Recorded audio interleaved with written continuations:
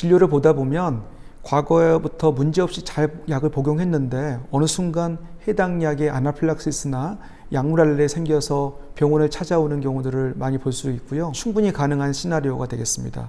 그 이유는 워낙에 고전적으로 근본적으로 알레르기라고 하면 이게 전혀 예전부터 노출이 없었던 물질에 생기는 게 아니라 과거에 어느 정도 노출이 되다가 그 약에 알러지가 생길 수 있는 어떤 소인을 갖고 있는 특정인이 그 약을 어느 정도 먹었을 때 어느 순간에 해당 약에 우리가 예민해진다고 그러죠. 감작된다고 하는 표현을 쓰는데 감작이 되면 그 약과 반응하는 알레르기 항체가 몸에 생기게 되고요.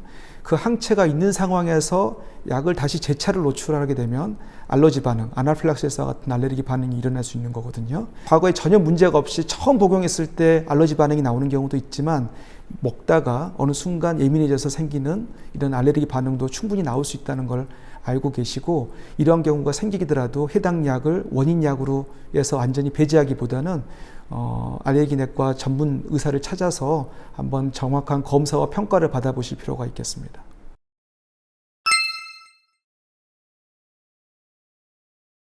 어떤 약으로 아나필락시스를 겪었다면 일단 약물 알레르기가 있는 병력이 있는 환자라고 볼 수 있을 텐데요. 어떤 알레르기 질환이 병력이 있는 경우에 일단 다른 알레르기 질환도 좀 더 잘 생기는 경향은 있지만 일단은 해당 약과 다른 성분의 약이라면 교차 반응이 없다고 우리가 보고 있기 때문에 해당 약과 어떤 구조적으로 화학적으로 다른 성분의 약이라면 약물 알레르기 발생할 가능성은 매우 낮다, 일반적으로 이렇게 볼 수가 있습니다.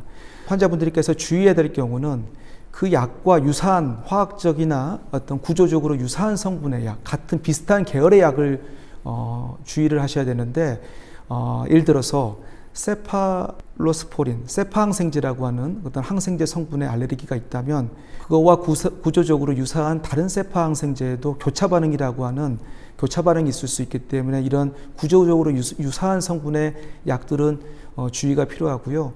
그런 어떤 약들을 피해야 될지 그런 부분들은 이 역시 약물 알레르기 전문가와 상담을 해서 정확하게 진단을 받고 상담을 받으실 필요가 있겠습니다.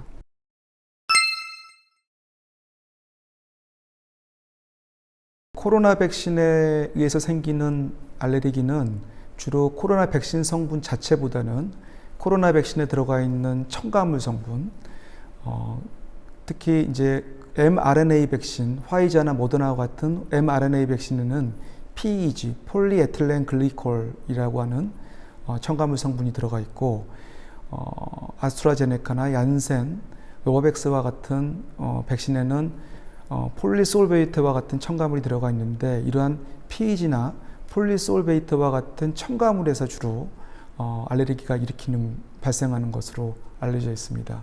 대부분의 약물 알레르기 경우에는 이러한 PEG와 폴리솔베이트와 관련 없는 약물 알레르기이기 때문에 코로나 백신 접종에 문제가 없는 경우가 다수가 되겠습니다.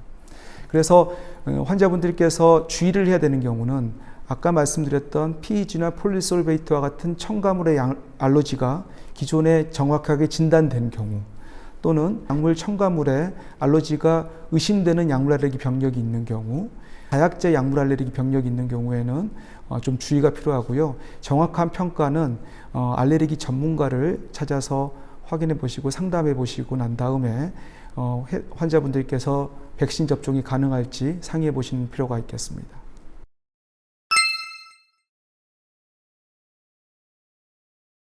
약물 알레르기는 한번 발생을 하면 시간이 지나면서 없어지는 경우도 드물게 있지만, 대개의 경우에는 그 감작된 상태가 해당 약물에 예민해진 상태죠. 체내에 남아서 오랫동안 지속이 되고 다수의 경우에 평생 동안 지속되는 경우도 많습니다.